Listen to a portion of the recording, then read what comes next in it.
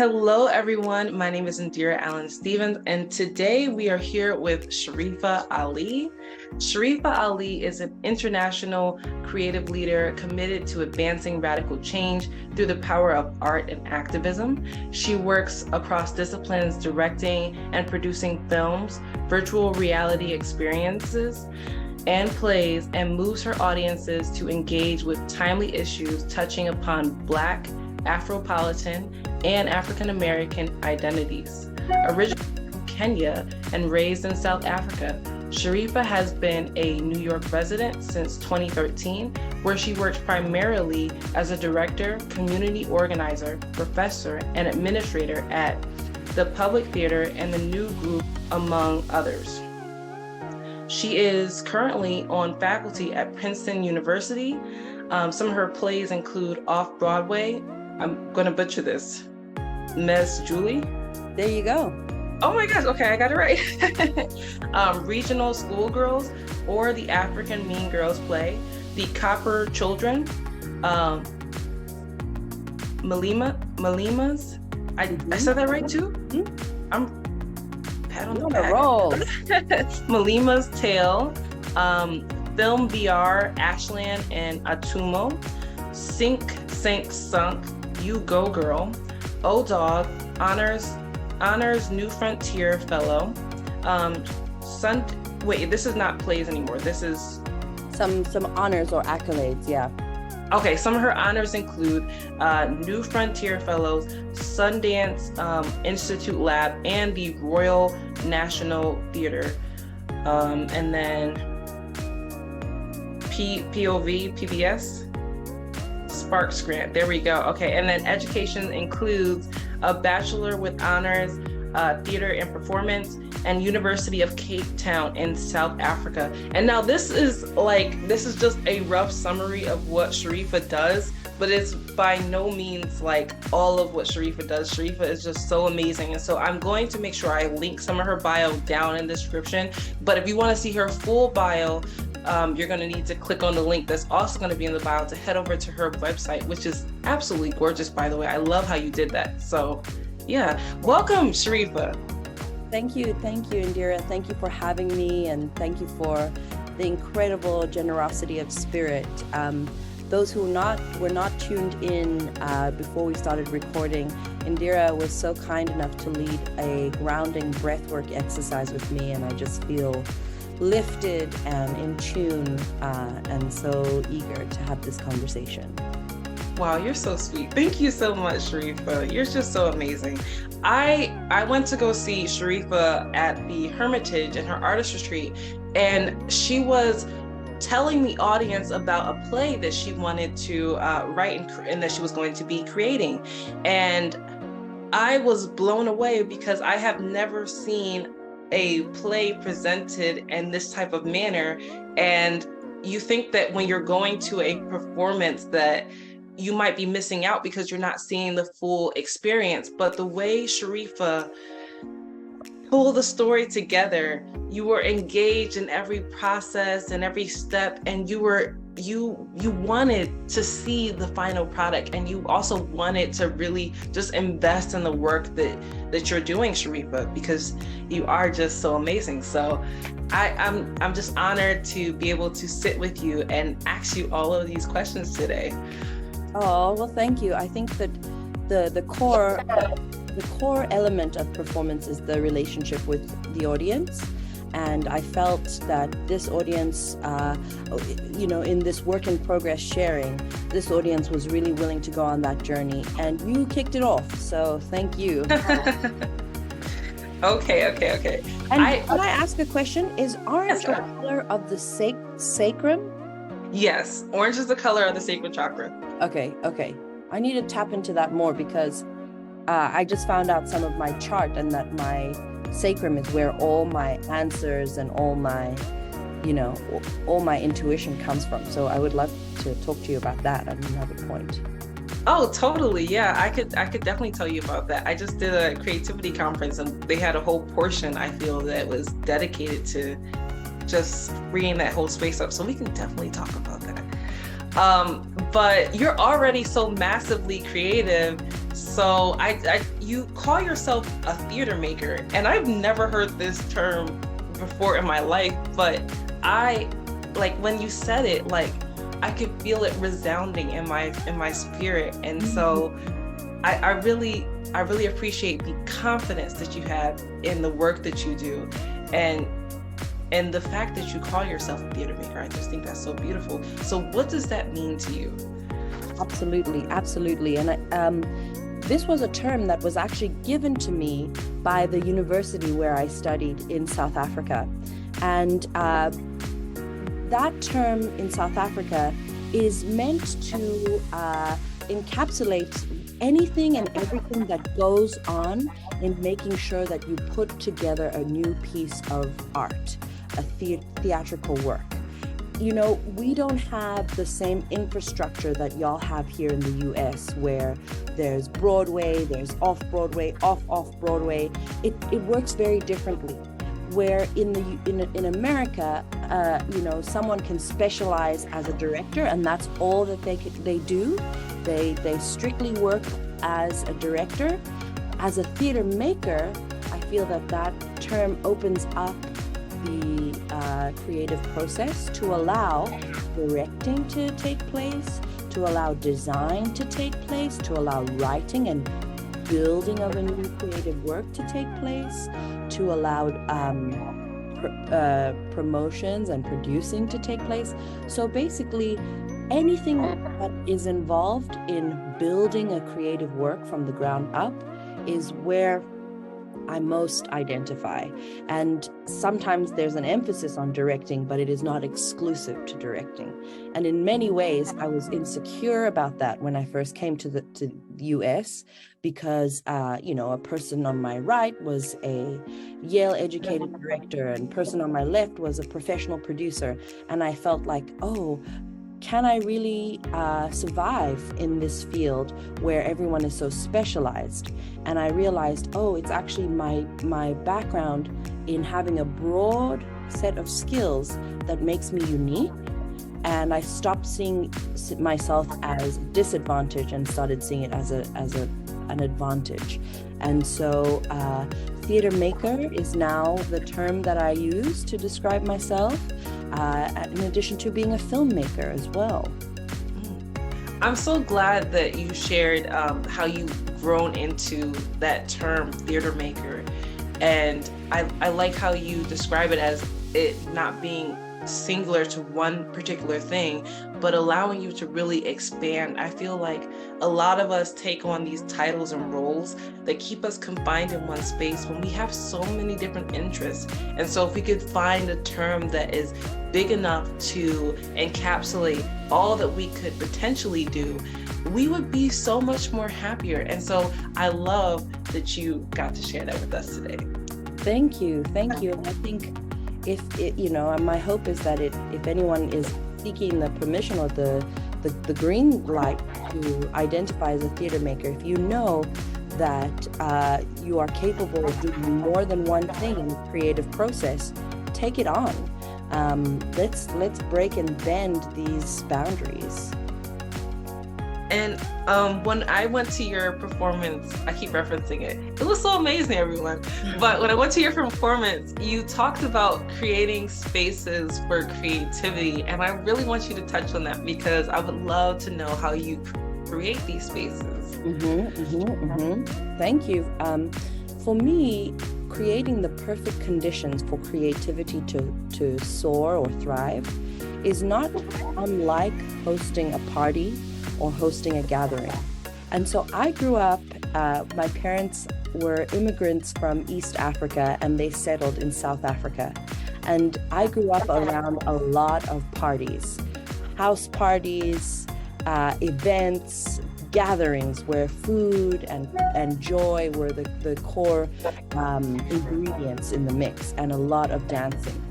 And in those moments, I realized that creating a space is so much about creating an atmosphere, creating a mood, and creating a space where everyone feels welcome to show up in the fullness of who they are.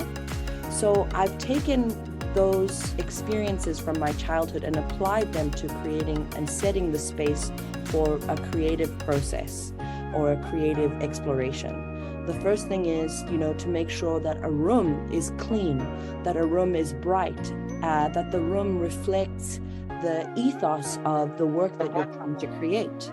Another way that I consider myself a space maker or waymaker is by inviting us to create a series of agreements in a creative process. I call them community agreements about how do we want to conduct ourselves, how do we want to hold space together. And those community agreements will often be, on a big sheet of paper in the creative space, and they'll exist almost like as our governing principles of how we want to create a sort of like maybe a love ethic in the room. I'm someone who is not afraid to use the L word, love, in my work. I think sometimes when we get used to sort of like maybe a sense of professionalism where you feel that you can't pour love into the way that you show up on a daily basis. And for me, I reject that and say, no, love is actually a core, again, ingredient towards a creative process. And so setting a space, creating the agreements for that space, and then creating a creative process that allows for different phases of development are how I create the conditions for creativity.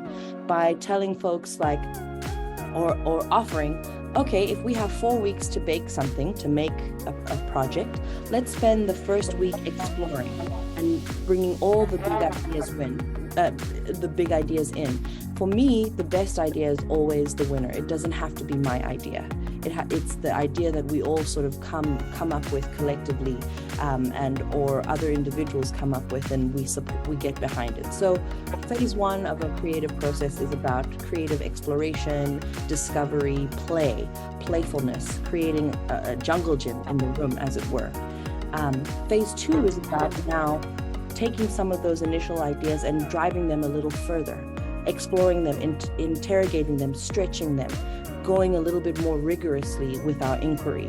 Phase three is the phase of like decision making, where we are like, okay, this is really what it's going to be. Let's allow it to congeal by repeating it, by going deeper into it, by letting the piece kind of set. And then phase four is about polishing and sculpting, which is about fine-tuning the rhythm, the way that the piece looks as a whole, pulling in other elements like maybe technical elements like lighting or design. And so in this example, I've talked through how it could work in a 4-week process, but imagine doing that in a 4-hour process, or doing something like that in a 10-week process. Finding ways to just create a structure, infrastructure for us to live. Oftentimes I call my rehearsal room the Republic, because it's our own country, our own sovereign nation, where we get to decide how we show up and invent. We get to reinvent ourselves every day. Wow. I'm just so honored. Honestly, there was just so much to unpack in just what you just said right there, right now. But I'm gonna try and stay focused. So, your process, like coming up with your process to create this space, it kind of sounds like you're doing a bit of design thinking with it. Does that play into how you have created a process for the spaces that you make? Yeah, I would say, it's so interesting. Like I learned about design thinking maybe, like in my late 20s. I didn't know that this was something that I was using without knowing, where that theory had come from. And so definitely design thinking plays a part in how we're sort of like structuring, especially when building something from the ground up, and especially where research and development are concerned. Hell yeah. Okay. Yeah. So I guess it kind of leads us into my next question is, who has inspired what you do and how you approach creation? Yeah, that's such a great question. I think that, the first audience is always the family, right? And the first inspiration. For me, I remember growing up and visiting my family in Kenya and watching, we call them the gogo, the shoshos, the elders, tell stories by the fireside. And those, I would say that the village elders in Kitale, including my grandparents, were the ones who were my first sort of like teachers and influencers as far as storytelling. Just hearing like how they would speak with such animated tones or dramatize things. And I felt like even as a 3-year-old, I always felt more tuned in and plugged into like the elders.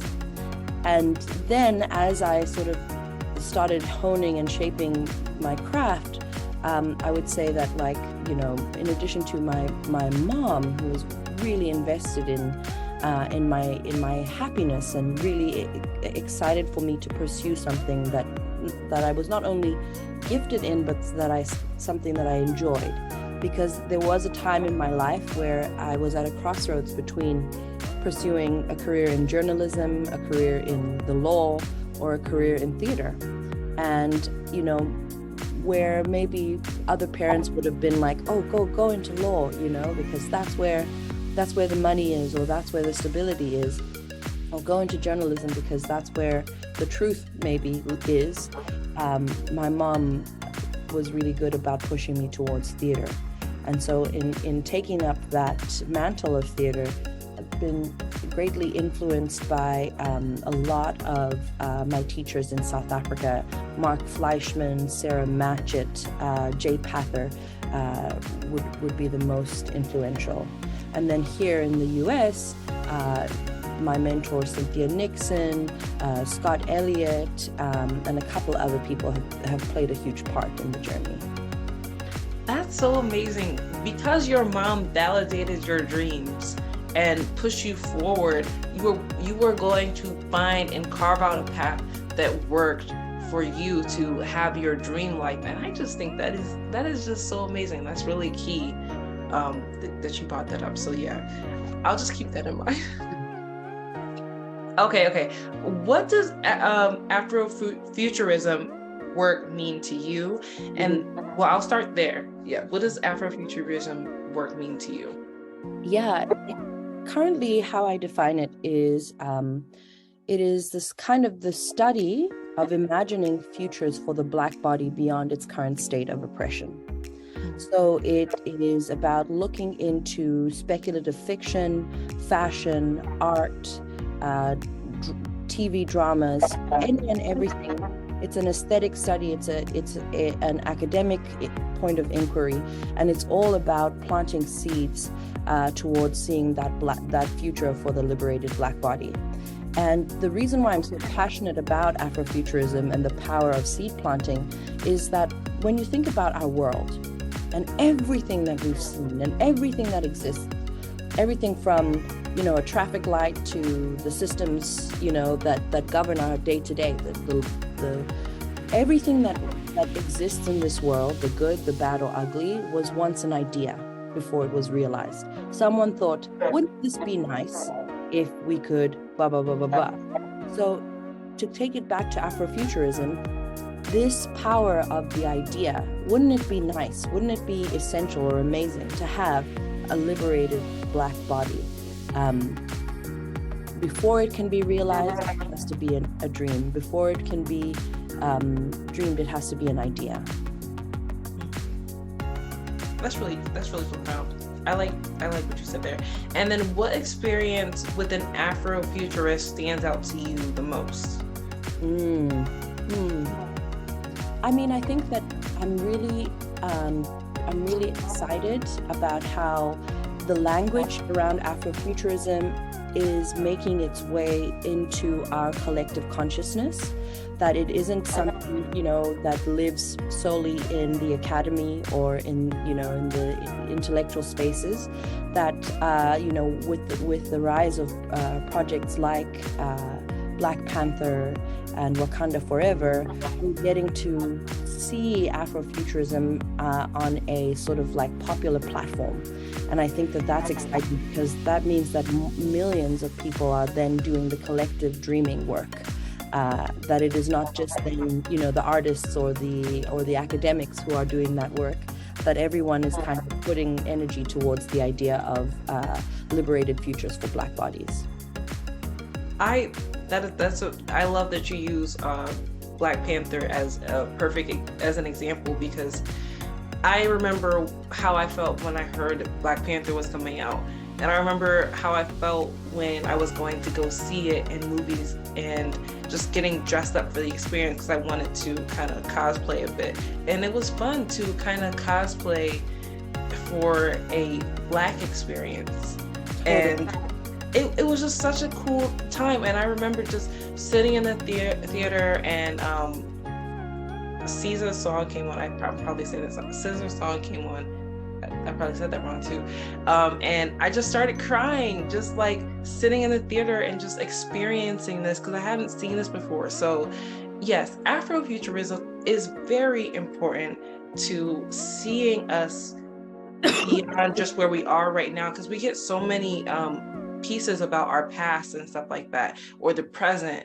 We don't really see these hopeful films about the future that could really help change and shift our perspectives. So yes, Afrofuturism is very impactful. Thank you for sharing that with us.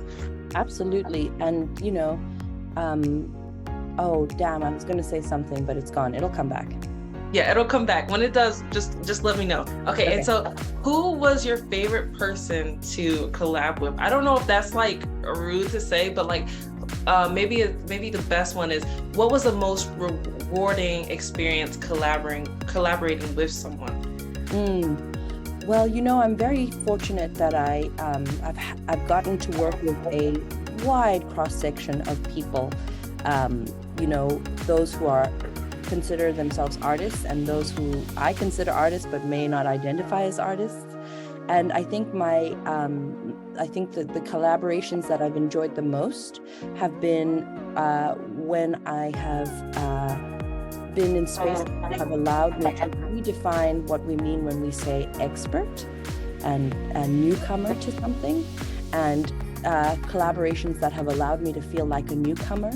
As scary and as challenging as they can be, those collaborations have been the most exciting. So the collaborations in VR, this immersive emerging technology that is constantly changing.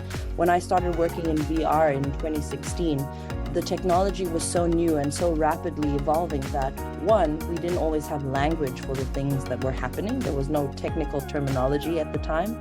And two, the tech would often break down mid-experience because the tech was constantly being updated. And that was exciting to feel like on the edge of something completely new. And in filmmaking, the terror and delight of getting to sort of like helm a film production, and what it means to sort of like put together a creative team, write a script, execute a film under COVID conditions. That collaboration was like extremely intense and rewarding at the same time. And I remembered what I was going to say. Yes, go ahead. And it speaks to the notion of Afrofuturism, but more towards the idea of the origins of a lot of the culture that we experience here in the US and that we export to the world and that we sort of like create, can be traced to the games that young Black girls play. The hand games. Yeah. Yep. And some of the TikTok dances as well. I have some friends who are working on a documentary. They're award-winning power team from RADA Studios, who are working on a piece that basically traces back everything in popular culture here and now to the hand games that were played by little girls hundreds of years ago, little Black girls. And so I love Afrofuturism because in as much as it projects us towards the future, it also helps us understand that we are the blueprint. That we are the sort of like foundation upon which culture is built. I love the world that you're painting for me, and getting the opportunity to listen and to like glean your perspective on things. It like I can see it, like it's so expansive, and I just love it so much. And so I can't wait till this film comes out with Rada Studios, and I'll keep an eye out for it, because that is just very cool. And also, you spoke about your experience around the word expert, and I thought that was really interesting, because this weekend I had the opportunity, and I was talking with someone, and they were saying that they didn't actually like the term expert, because they felt like it was a death knell. In so many instances, it stopped you from learning, because there's still so much to learn in all different fields. There's so many ways that you can expand. And so she's like, no, you don't want to be an expert. You want to constantly be a voracious student and learning in your particular field. So yeah, that was cool. Absolutely. And then what would you like to see more of in the art world? I would like to see more risk-taking. I would like to see more collaborations across disciplines. I would like to see the blurring, the bending, and the breaking of of rules or boundaries that can sometimes limit our full potential. And I would love to see a more equitable redistribution of resources. Yeah. That's a great answer. Yeah. Yeah, I agree. Simple. Okay. Yeah, sorry. What were you saying? Like you asked. Yeah, no, that was good. Because I feel like that kind of reflects on some of the stuff that we're trying to do at Northern Agents, is trying to like bend the barriers around there and try and do different things. So yeah, no, that works. So when we were at the Hermitage, you spoke extensively about Vuyo Sitache. I hope I'm saying that right. Yes. But could you tell us more about Vuyo, and more about your work? And wait, sorry. Could you tell us more about it and how people view your creation? Could you tell us more about your work with Vuyo? Yeah, we'll go there. Absolutely. Vuyo is an incredible singer and songwriter. He is Xhosa, and he is from South Africa. And Vuyo and I have been friends from 2013. So this is our 10th anniversary of our friendship here. We met here in the US, in New York, when Vuyo was in grad school and I was kind of kicking rocks and discovering and playing throughout New York City. And we became fast friends because of just our shared culture. As someone who was raised in South Africa, and Vuyo, who's a South African, we had a lot in common. And we had been friends for maybe 8 years before we collaborated creatively. And I loved having the foundation of our friendship to come back to in these creative collaborations. And together we have worked on a couple of shows that have toured the country, mostly in Vuyo's world, in the performing arts series world, where Vuyo as a vocalist will perform and present works at various locations throughout the US. And so this project that we're doing is a new type of collaboration where we will be working on an autobiographical story based on Vuyo's life growing up in a small conservative town in South Africa. When Vuyo was very young, Vuyo was an incredible member of a choir. And in this choir, there were altos, sopranos, and tenors, and all the parts. And Vuyo, of course, has this incredible voice, because we know now that he, has become a celebrated vocalist. But at the time, the choir was getting involved in a competition. And in order to participate in that competition, only female soloists were being accepted. And so the whole community, the whole choir, the principal and the choir teacher all decided that they would disguise Vuyo as a girl and allow Vuyo to participate in the competition so that Vuyo could be the soprano soloist. And it was really interesting because when you consider the timing of it being, in the early 2000s, late 90s, the queerness of it, given that Vuyo at the time was in a point of discovering his identity and was often teased for being flamboyant or for being soft or for being different. To have the same people who were teasing him get behind him and support this activity of wearing the dress, the uniform, was a beautiful way that art made space for compassion. Wow. Art made space for compassion. And so this story is all true. The choir ended up winning the competition and going on to the provincial, national levels. And it was all because of this kind of collective secret. And so we are working on doing a play or a musical. It's so early, we don't know what it will look like. But what we do know is that story has to be told. And so together with Hermitage, Vuyo and I are building that play in the way that I was raised to make art from the ground up, with a series of incredibly talented actors. And so we'll be working through a devised process. So we have the story that Vuyo has fleshed out, and then and as it existed, and then we have what the actors will bring to it as well, what I will bring to it as well, and we will build, and hopefully we'll have a finished product at the start of the fall. How amazing!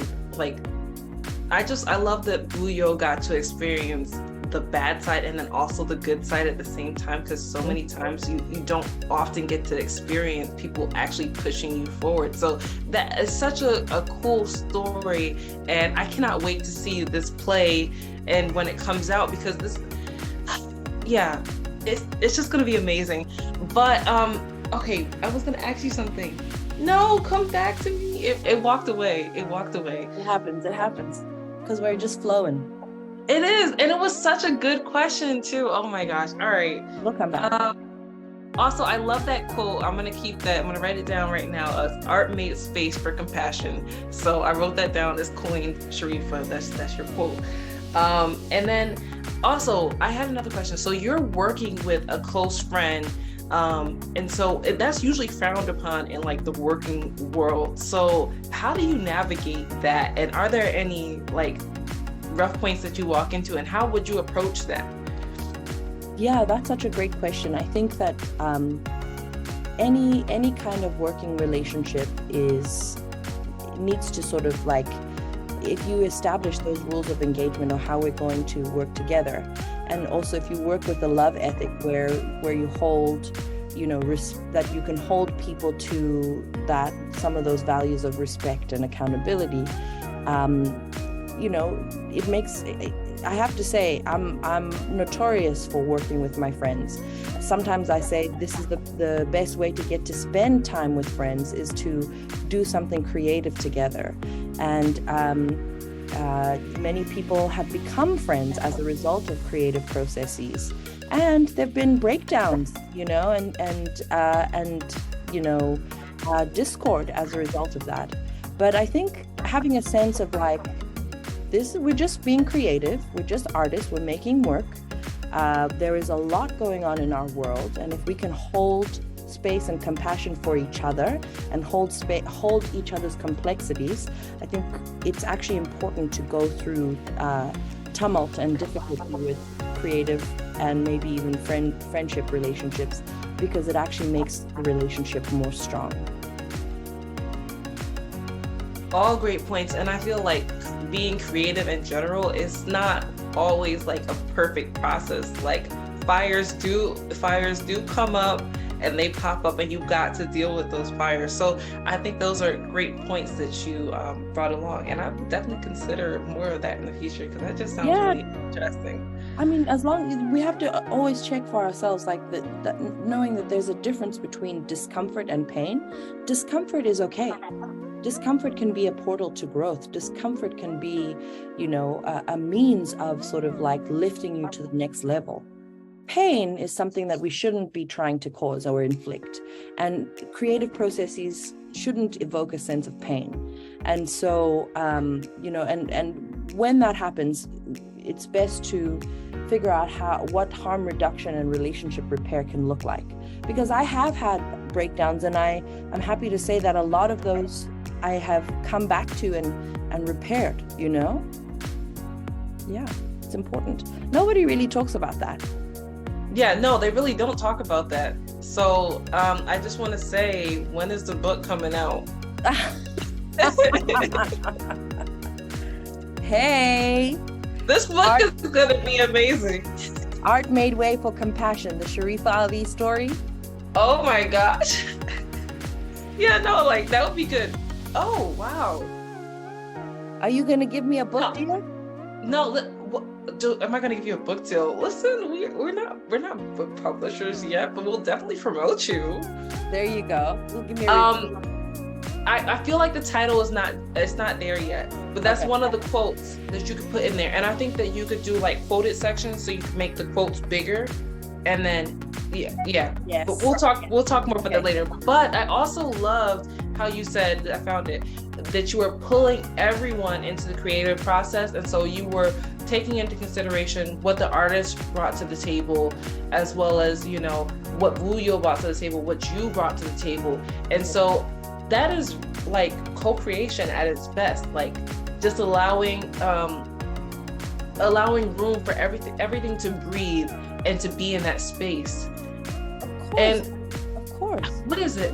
Okay, it's like unconditional love almost, because you're not asking anybody to change, but instead you're asking them to come into the space and be as they are, and to share what they are in this safe space. So what you're doing is just so beautiful.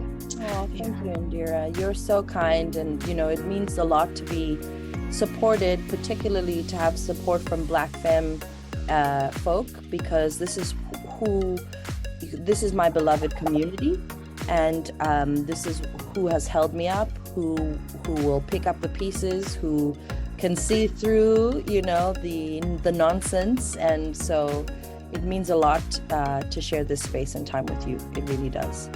Oh, I'm so glad. Yeah, Shariffa, I'm here for you.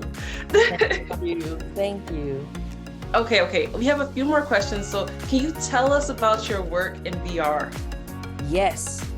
So I haphazardly entered a competition and won that competition. I pitched a project that had to do with my Kenyan roots, basically centering this ancient tree. And the myth that surrounds this tree is that if you walk around the tree 7 times, you can change your gender.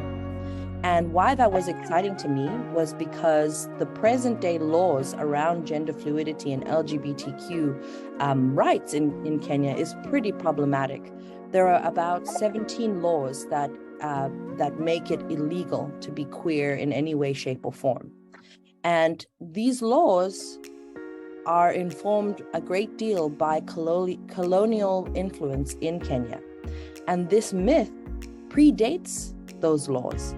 This myth that was open to the idea that people are fluid in the way that they want to move through the world, this predates the arrival of the settler colonialism with the Bible and the gun. And so in the VR experience, I invite my audiences to be ancestors, to help an individual transition by going around the tree 7 times, where we use dance as the primary means of storytelling and interactivity, so that 7 ancestors at a time get to experience a forest and this journey. Wow. How beautiful is that? Oh my gosh.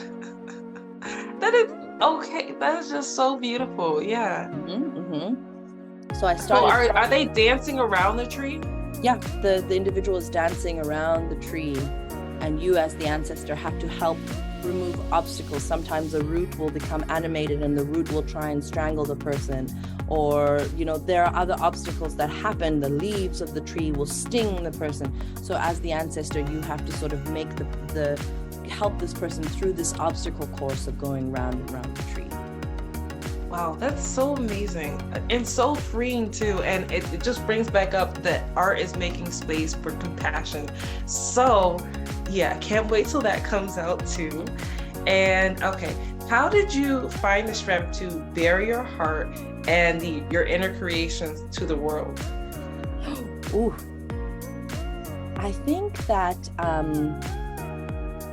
particularly in my short film, You Go Girl, where I feel the most naked, because I'm talking about my relationship with my mom. I'm also talking about my relationship with my body, my weight in particular, and my relationship with the great outdoors, particularly Oregon, which has a history of being a white settler state that was built to be a white utopia when slavery was abolished down south. A lot of people went to Oregon to form like a perfect white state. So to be Black and to be in nature in Oregon was a really radical act. So in terms of responding to the idea of vulnerability, I think I've been mostly inspired by the vulnerability of other artists that I've gotten to see. And when I think of like the most vulnerable piece of work, I think of artists like Marina Abramovich, who's a performance artist who has literally put her body on the line. And, another artist, Michael R. Jackson, who's also affiliated with the Hermitage, who wrote this incredible musical, Strange Loop, which was about his queerness and his relationship with his self and his family and self-loathing. And so in seeing how affected I have been by having other artists reveal themselves, reveal their most vulnerable state to me as an audience, I've been inspired to do the same. And that's probably where it comes from. That's so beautiful. It's like with their art and with their willingness to be vulnerable and bare their hearts, you probably felt that in your heart. And so your work is a response to that. So that's very cool. Deeply. Thank you for the word. I love that. Okay, how do you encourage yourself to expand, for instance, making the leap to VR? Yeah, I think that Octavia Butler's words always come to me when I'm in a moment of what is called change. And she basically says that, something to the effect that like God is change, right? And that change is actually a sacred thing. And so every time I I certainly feel, and maybe because I care, I don't know, because it hasn't gotten easier to make or to be vulnerable or to, I thought that like once you do it once, the next time you do it, it's easier. In fact, it gets even harder to bare one's soul, and to like, you just get, I guess the taller you get, the harder it is if you fall. So I keep those words near me to help me remind myself that going through change and pushing oneself is actually a sacred thing, and that it reminds us that we're alive. I'm also a big believer in like, in that sometimes being, I think that's it. Sorry, I got distracted by emails. No, that was good. So another good quote from Shariffa: "Going through change is a sacred thing." Yeah. Wow. Okay, we're gonna publish something. Oh, for sure. All right, and then what are some big dreams that you have for this year? Wow. What should we be on the lookout for? Wow, that's really awesome. I have periods in life where I'm doing a lot of output, And then there are periods in life where I'm doing a lot of download and input. And this is a year, I think, that is going to be a lot about input, like downloading, researching, developing, doing, a lot of personal work.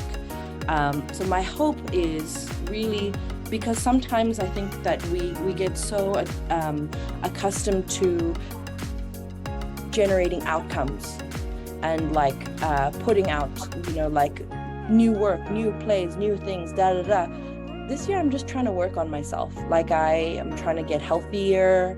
I've gotten into a fitness regimen, which has been really great for my spirit. I would love to get home back to Kenya and South Africa to just touch the soil, be with family. And so while there's a lot of work that's being developed, I'm very excited to also work on myself a little bit.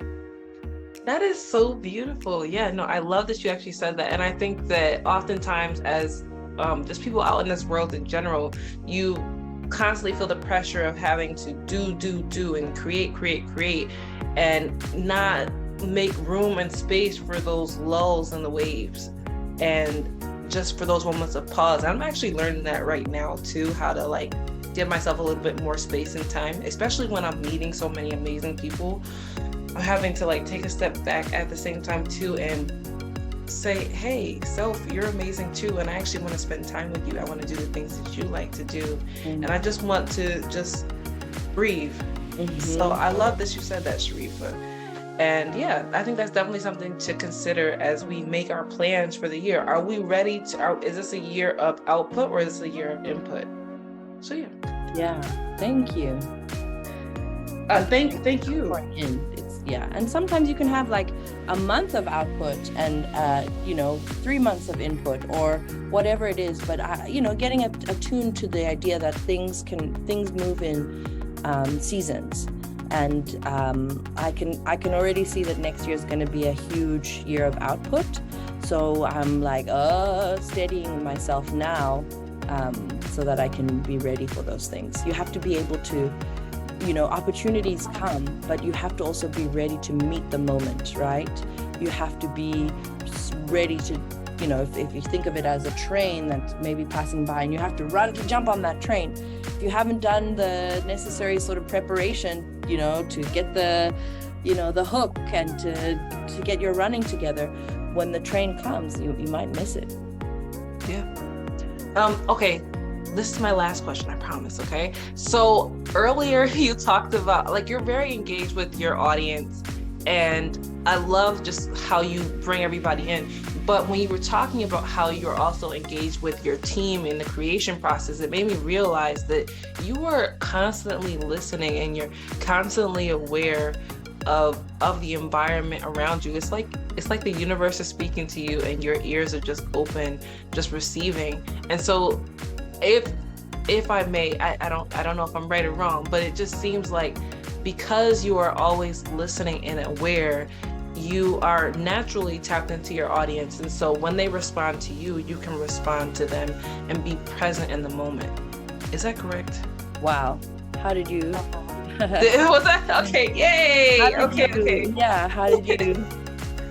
Yeah, I think, being able to, I think if I, as we get, as you get to know yourself a little bit and you start to understand yourself, you start to become more awakened to your own magic and what the things that you can really do, and and of course you get to stretch yourself and add on more skills. But in becoming aware of my magic, I think my magic is with people. It is about being aware of the energy in a space, and how to use that awareness to gather, to bring us together. I think gathering is a core part of what makes me happy. Just this past Monday, I hosted a gala for 330 people. And the art of gathering is really what I'm most excited to tap into. Whether it's of 3 people or 300 people, bringing people together, bringing people creating the conditions to bring us closer. That is so amazing. I'm so inspired just to get the chance to sit down and talk with you. So thank you so much, Shariffa.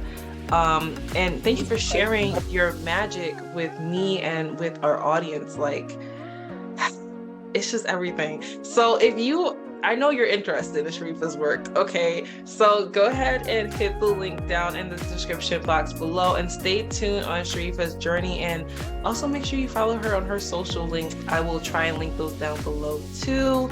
Thank you so much for meeting with us, Shariffa. And thank you for the incredibly well-researched questions. Thank you for the warm spirit, and thank you for this platform, this opportunity. Yeah, no problem. All right. Bye, everyone. Bye.